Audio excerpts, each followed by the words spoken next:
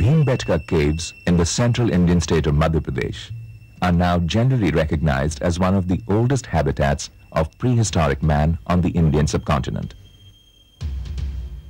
Surrounded by dense tropical forests full of wildlife, these caves provided a natural protection to the hunter-gatherer man from carnivorous animals and from the elements of nature.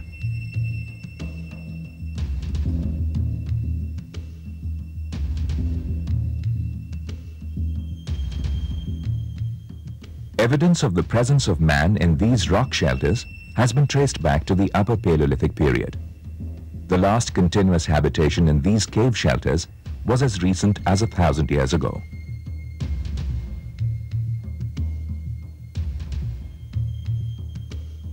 One of the important records of his presence left behind by early man in these caves is in the form of paintings or rock art. In fact, the significance of Bhimbetka as a rock art site is comparable to the well-known rock art sites of Europe, such as Lascaux and Altamira. The paintings on the walls of these caves cover a period of about 13,000 years, from about 12,000 BC to 1000 AD. The rock art of Bhimbetka and several other rock sites in India also marks the origin of the Indian painting.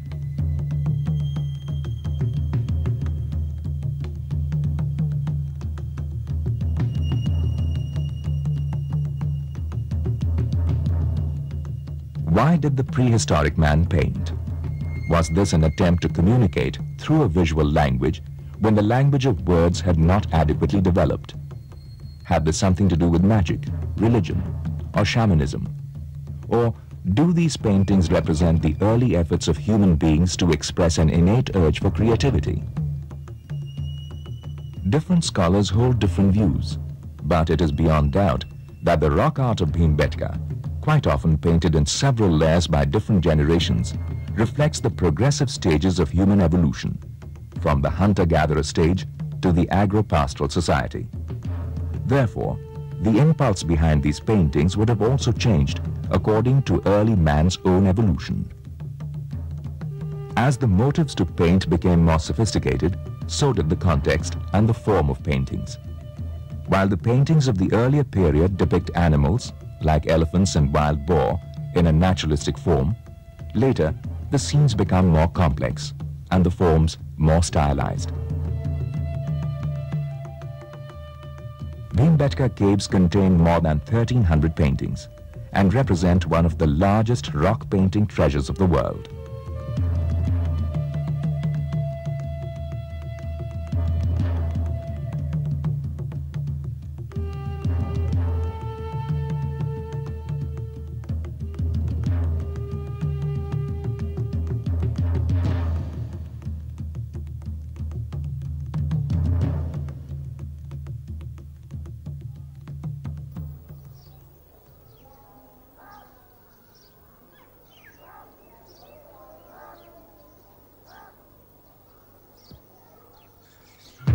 The pictorial and the plastic art traditions of India reveal strange threads of continuity, despite enormous socio-economic changes over the last 5,000 years. These specimens of the contemporary tribal arts of India, housed in the Bharat Bhavan in Bhopal, have an important affinity with the paintings of Bhimbetka. The affinity lies in the quality of the vision in which the magical religious objectives of art unite with the decorative and even the functional. Of course, compared to the creators of Bhimbetka art, both the technology and the sense of aesthetic of the agro-pastoral tribal communities had become more complex. For example, the local people of the Bastar district in Madhya Pradesh have a very old and sophisticated tradition of brass metal sculpture, which is both secular and ritualistic in nature. This image of the local goddess Telangini indicates that in the millennium following Bhimbetka, along with advances in metallurgy, the indigenous people had also evolved their own mythology. And yet the forms of horses in this painting from Bastar have a striking correspondence with the horses depicted in Bhimbetka. Unlike contemporary urban life, where the myths have an uneasy coexistence with the ordinary secular life, For the tribal communities, myths are a part of the ritual of daily living. In this relief of Ganesha, the god of wisdom, Ganesha is depicted as a part of the larger landscape of the agro-pastoral life.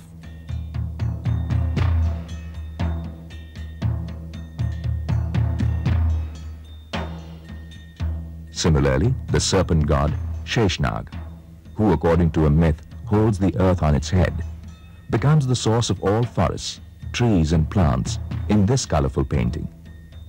Incidentally, several modern Indian painters also use mythology as one of their sources to express a contemporary vision.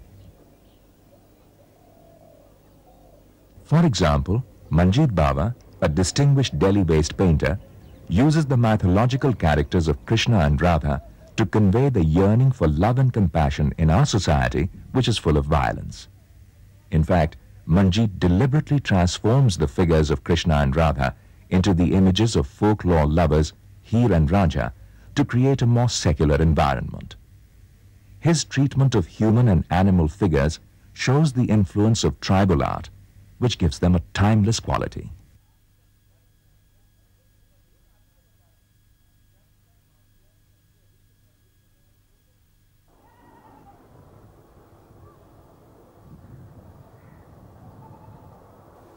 India still has a live tradition of tribal art because the process of development has not yet obliterated the distinct cultural identities of the indigenous people.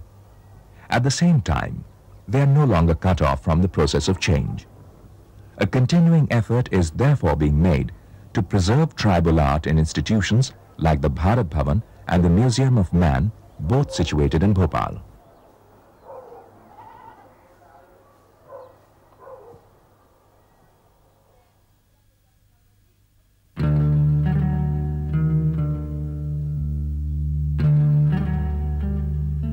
In the vast Indian subcontinent, several civilizations have grown in parallel time. While the primitive man was still decorating the caves of Bhimbetka with his creative expressions, a sophisticated urban civilization, now known as the Indus Valley Civilization, had begun to grow in the northwestern plains of the Indian subcontinent. The origins of the Indus Valley Civilization go back to about 3000 BC. But its urban phase reached its maturity around 2500 BC. The archaeological evidence found in the forms of terracotta seals, toys, and the remains of planned cities indicate that the people of this civilization were highly evolved, both technologically as well as artistically. Much of the evidence of the painting activity of this period has been erased by time. But the abstract geometric designs on these large pots show that abstraction and stylization had become integral elements of Indus Valley art. The stylization of the human figure reaches a stark simplicity in these figurines of the dancing girl and the mother goddess. The decorative elements, which were to become so much a part of the classical Indian sculpture and painting in the later period, have been generously utilized in this bearded figure, who was perhaps a priest.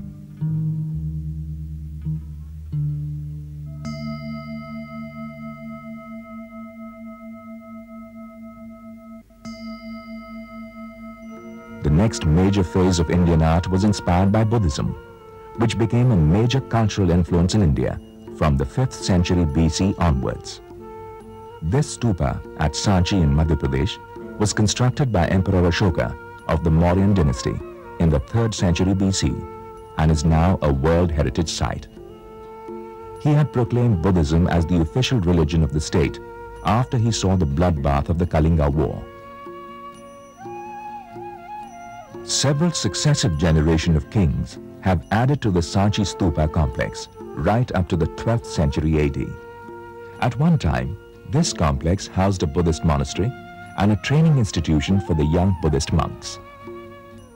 Here again, there is little or no surviving evidence of painting, but advances in the field of architecture, represented by Sanchi, and the excellence of sculptural friezes on its 4 gates is a clear evidence of the fact that the art of drawing and painting must have also reached a high level of maturity during this period.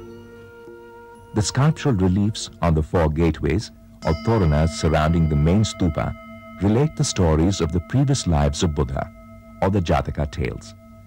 These represent some of the finest examples of early Buddhist art.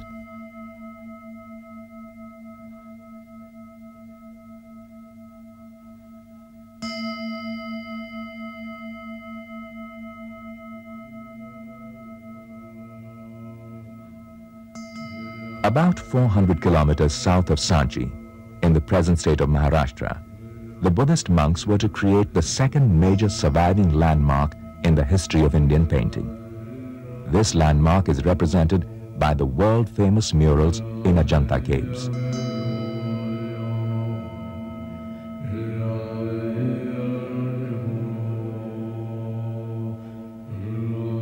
The caves at Ajanta were painstakingly dug out by the Buddhist monks as a retreat.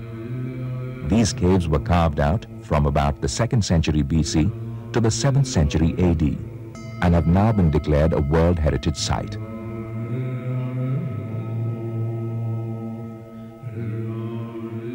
On the walls of these caves, the Buddhist monks have painted Jataka tales as their predecessors had related similar stories through sculptural friezes at Sanchi. These paintings were inspired by the idea of attaining nirvana through meditation, an idea which is central to Buddhism.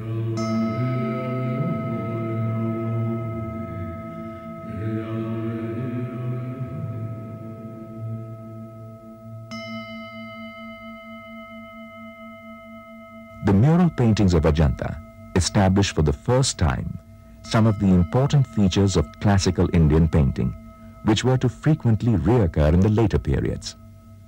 These include the architectonic nature of the mural, flat perspective, lyrical idealization of the human figure, incorporation of nature as an essential element within the landscape of human activity, and the representation of the size of the human figure by its importance rather than by its location in the group.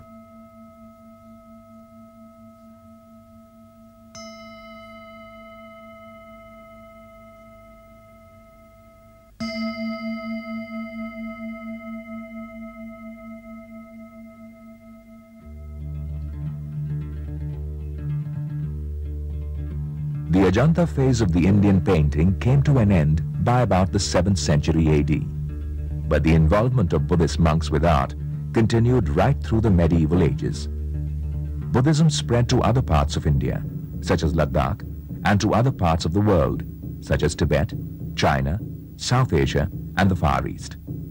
In the process, the Buddhist iconography and art became one of the most important parts of the world heritage.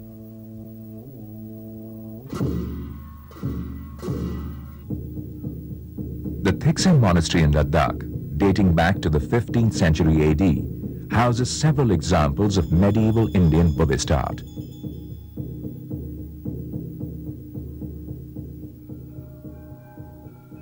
The tradition of wall painting in particular, which had attained classical stature in Ajanta, continued in the temples of southern India. For example, the walls of this Pandavat temple at Kottayam in Kerala, dating back to the 17th century, are still covered by paintings of a mythological nature. The tradition of painting on the walls also exists in several other parts of rural India.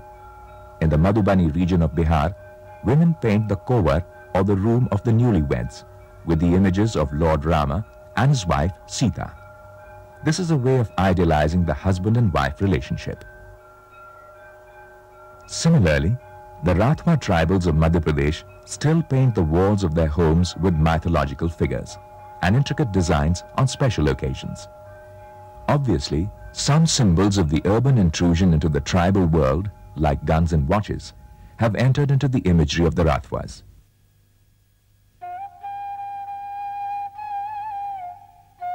Following the period of Ajanta, for about 200 years, there is very little record of the painting activity in India.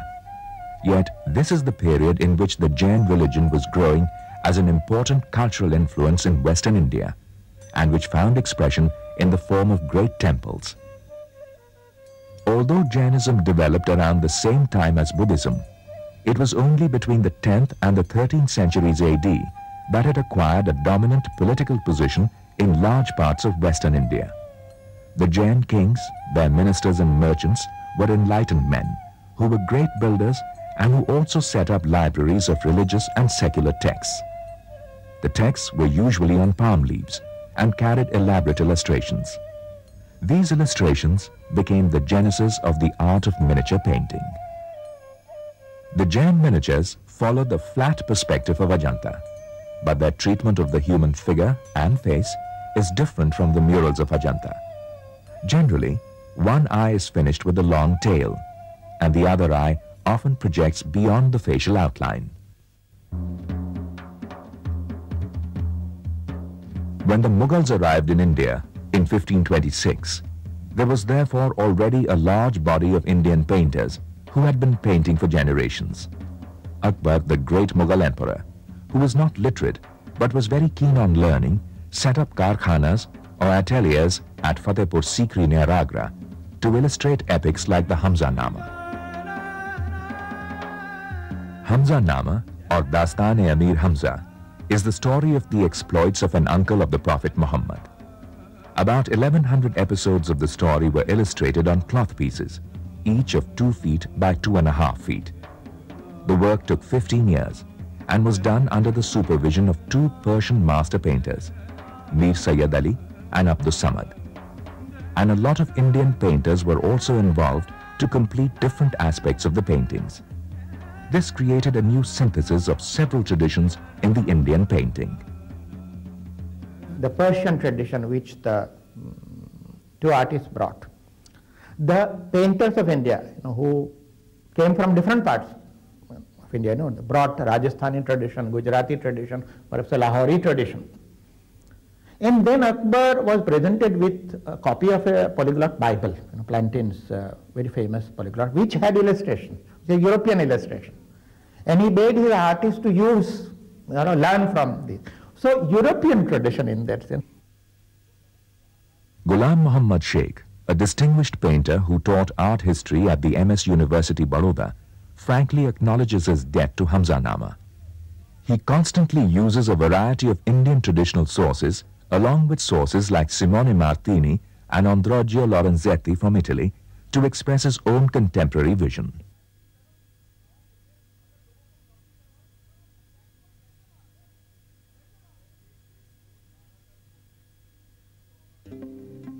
To return to the Mughal painting, the tradition of illustrating literary classics and folklore tales started by Akbar was continued by his successors Jahangir and Shah Jahan, but not on the scale of Hamza-Nama. Instead, Akbar's successors encouraged the miniature format, which meant a book-sized painting that could be held in the hand. The paintings done in the later Mughal courts came to be known as the Mughal Miniatures. The Mughal miniatures show a fantastic naturalism of color and depict birds and beasts in exquisite detail. Some of these miniatures were carried by Thomas Rowe to England and were also seen by Rembrandt. Rembrandt was deeply impressed by the attention to detail and by the vibrant colors of Mughal miniatures.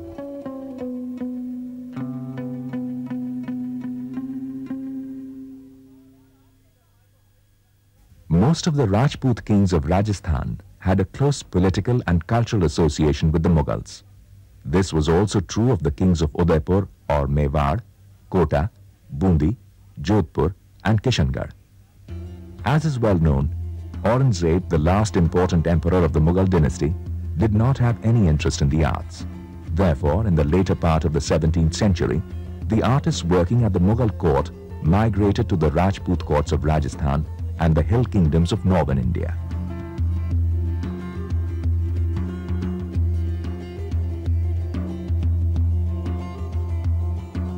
Rajasthan already had the tradition of miniatures in the form of Jain book illustrations.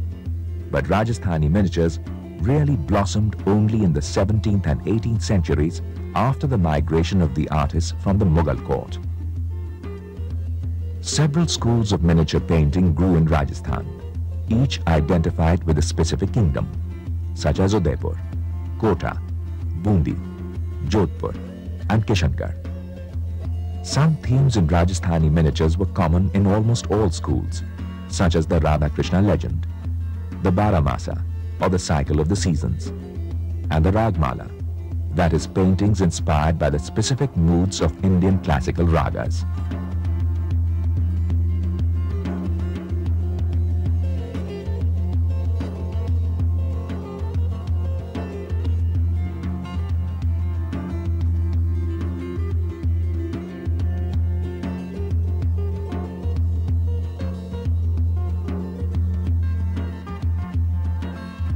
But there were important differences in themes and variations of style due to local influences and the taste of the patrons, which gave to different schools their special identity. For example, Udaipur or Mewar miniatures show a greater influence of Mughal miniatures because a large body of work in Mewar was done under the direct supervision of Sahibdeen, a renowned Mughal miniaturist. The Kota miniatures delight in depicting hunting scenes.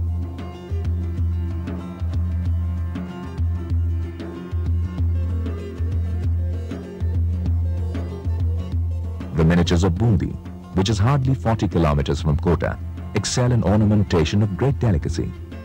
Some scholars are of the view that this is because of the fact that some artists trained by Sahibdeen had moved from Udaipur to Bundi.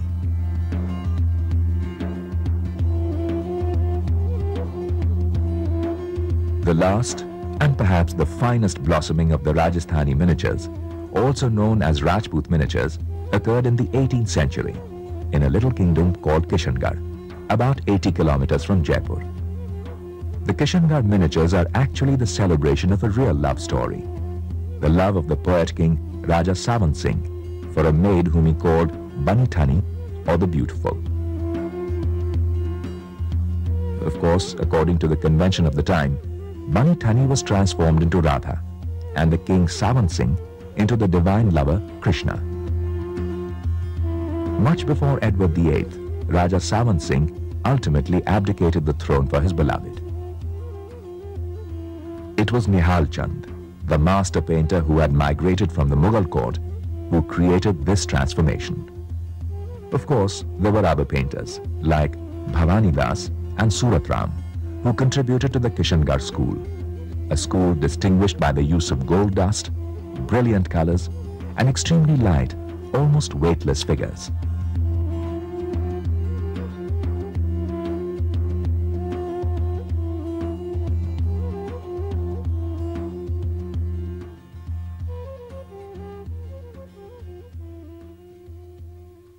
It is because of the artistic excellence of the Rajasthani or Rajput miniatures that the renowned art scholar Anand K. Kumaraswamy wrote that the works of the Rajput painters deserve to be given an honorable place amongst the great arts of the world.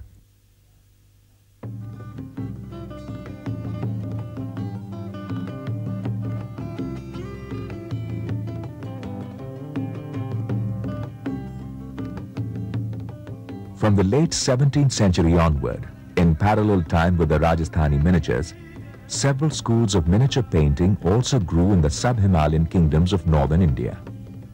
Just like Rajasthan, here also, different schools in this region are identified with the names of kingdoms where they flourished, such as Kangra, Guler, Jammu, and Basholi. These are collectively called Pahari miniatures, or the miniatures of the hills.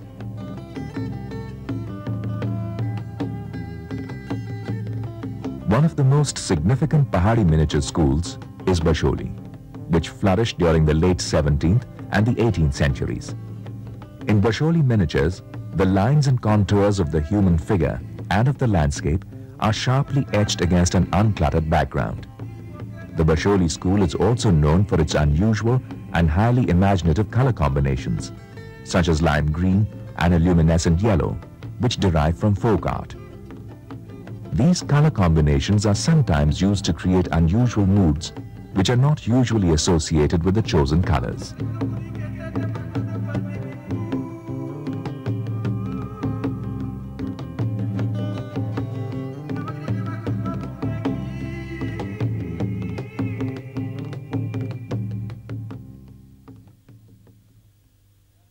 The traditions of tribal art, wall paintings of Ajanta, Mughal, Rajasthani and Pahari miniatures have been continuous sources of inspiration for several important contemporary Indian painters.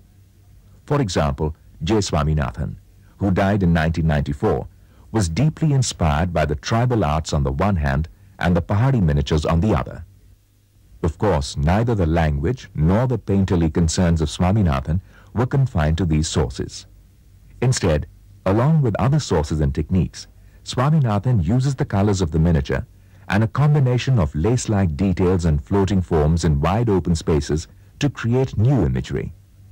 Similarly, Amitabha Das, a Delhi-based painter, uses the colors of Basholi miniatures to create around his existentialist forms a haunting isolation.